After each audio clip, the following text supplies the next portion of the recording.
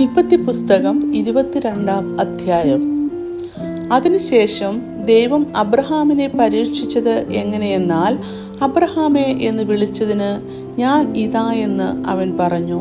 അപ്പോൾ അവൻ, നിന്റെ മകനെ നീ സ്നേഹിക്കുന്ന നിന്റെ ഏകജാതനായ ഇസഹാക്കിനെ തന്നെ കൂട്ടിക്കൊണ്ട് മോരിയാദേശത്ത് ചെന്ന് അവിടെ ഞാൻ നിന്നോട് കൽപ്പിക്കുന്ന ഒരു മലയിൽ അവനെ ഹോമയാഗം കഴിക്കണം എന്ന് അരുളി ചെയ്തു.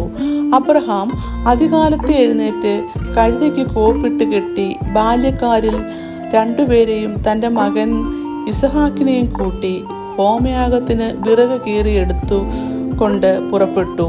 ദൈവം തന്നോട് കൽപ്പിച്ച സ്ഥലത്തേക്ക് പോയി. 3-ാം ദിവസം അബ്രഹാം നോക്കി ദൂരത്ത് നിന്ന് ആ സ്ഥലം കണ്ടു. അബ്രഹാം ബാല്യക്കാരോട്, നിങ്ങൾ കഴുതയുമായി ഇവിടെ ഇരിപ്പീൻ, ഞാനും ബാലനും അവിടത്തോളം ചെന്ന് ആരാധന കഴിച്ച് മടങ്ങി വരാമെന്ന് പറഞ്ഞു. അബ്രഹാം ഹോമയാഗത്തിനുള്ള വിറക് എടുത്ത് തൻ്റെ മകനായ ഇസഹാക്കിന്റെ ചുമലിൽ വെച്ചു. തീയും കത്തിയും താൻ എടുത്തു. ഇരുവരും ഒന്നിച്ചു നടന്നു. അപ്പോൾ ഇസഹാക്ക് തൻ്റെ അപ്പനായ അബ്രഹാമിനോട് അപ്പ എന്ന് പറഞ്ഞതിന് അവൻ, എന്താകുന്നു മകനെ എന്ന് പറഞ്ഞു. തീയും വിറകുമുണ്ട്, എന്നാൽ ഹോമയാഗത്തിന് ആട്ടിൻകുട്ടി എവിടെയെന്ന് അവൻ ചോദിച്ചു. ദൈവം തനിക്ക് ഹോമയാഗത്തിന് ഒരു ആട്ടിൻകുട്ടിയെ നോക്കിക്കൊള്ളും മകനെ എന്ന് അബ്രഹാം പറഞ്ഞു. അങ്ങനെ അവർ ഇരുവരും ഒന്നിച്ചു നടന്നു. ദൈവം കൽപ്പിച്ചിരുന്ന സ്ഥലത്ത് അവർ എത്തി. അബ്രഹാം ഒരു യാഗപീഠം പണിതു വിറക് അടുക്കി തൻ്റെ മകനായ ഇസഹാക്കിനെ കെട്ടി യാഗപീഠത്തിന്മേൽ വിറകിന്മേൽ കടത്തി. പിന്നെ അബ്രഹാം കൈ നീട്ടി തൻ്റെ മകനെ അറുക്കേണ്ടതിനെ കത്തിയെടുത്തു. ഉടനെ യഹോവയുടെ ദൂതൻ ആകാശത്ത് നിന്ന് അബ്രഹാമേ അബ്രഹാമേ എന്ന് വിളിച്ചു. ഞാൻ ഇതാ എന്ന് അവൻ പറഞ്ഞു. ബാലൻ്റെ മേൽ കൈവയ്ക്കരുത്, അവനോട് ഒന്ന് ചെയ്യരുത്. നിന്റെ ഏകജാതനായ മകനെ തരുവാൻ നീ മടിക്കായക കൊണ്ട് നീ ദൈവത്തെ ഭയപ്പെടുന്നുവെന്ന് ഞാൻ ഇപ്പോൾ അറിയുന്നു എന്ന് അവൻ അരുളി ചെയ്തു. അബ്രഹാം തലപൊക്കി നോക്കിയപ്പോൾ പിമ്പുറത്ത് ഒരു ആട്ടിൻകുറ്റൻ കൊമ്പ് കാട്ടിൽ പിടിപ്പെട്ട് കിടക്കുന്നത് കണ്ടു. അബ്രഹാം ചെന്ന് ആട്ടുകൊറ്റനെ പിടിച്ച് തൻ്റെ മകന് പകരം ഹോമയാഗം കഴിച്ചു. അബ്രഹാം ആ സ്ഥലത്തിന് യഹോവ ഈരേ എന്ന് പേരിട്ടു.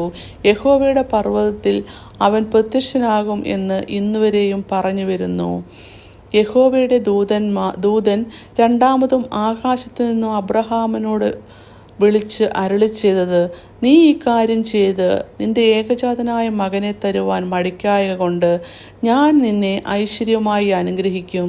നിന്റെ സന്തതി ആകാശത്തിലെ നക്ഷത്രങ്ങൾ പോലെയും കടൽക്കരയിലെ മണൽ പോലെയും അത്യന്തം വർദ്ധിപ്പിക്കും. നിന്റെ സന്തതി ശത്രുക്കളുടെ പട്ടണത്തെ കൈവശമാക്കും. നീ എൻ്റെ വാക്ക് അനുസരിച്ചതുകൊണ്ട് നിന്റെ സന്തതി മുഖാന്തരം ഭൂമിയിലുള്ള സകല ജാതികളും അനുഗ്രഹിക്കപ്പെടും എന്ന് ഞാൻ എന്നെക്കൊണ്ട് തന്നെ സത്യം ചെയ്തിരിക്കുന്നു എന്ന് യഹോവ അരുളി ചെയ്തു. പിന്നെ അബ്രഹാം ബാല്യക്കാരുടെ അടുക്കൽ മടങ്ങി വന്നു. അവർ ഒന്നിച്ചു പുറപ്പെട്ട് ബേർശബയിലേക്ക് പോന്നു. അബ്രഹാം ബേർശബയിൽ പാർത്തു. അനന്തരം മിൽക്കയും നിന്റെ സഹോദരനും മക്കളെ പ്രസവിക്കുന്നു എന്ന് അബ്രഹാമിന് വർത്തമാനം കിട്ടി. അവർ ആരെന്നാൽ, ആദ്യജാതൻ ഊസ്, അവൻ്റെ അനുജൻ ബൂസ്, ആരാമിൻ്റെ പിതാവായ കെമുവേൽ, കേദേശ്, ഹസോ, പിൽദാസ്, ഇദലാഫ്, ബെത്തുവേൽ റെബേക്കയെ ജനിപ്പിച്ചു. ഈ 8 പേരെ മിൽക്ക അബ്രഹാമിൻ്റെ സഹോദരനായ നഹോരിന് പ്രസവിച്ചു. അവൻ്റെ വെപ്പാട്ടി രയൂമ എന്നവളും തേഹബ്, ഗഹാം, തഹശ്, മാഖ എന്നിവരെ പ്രസവിച്ചു.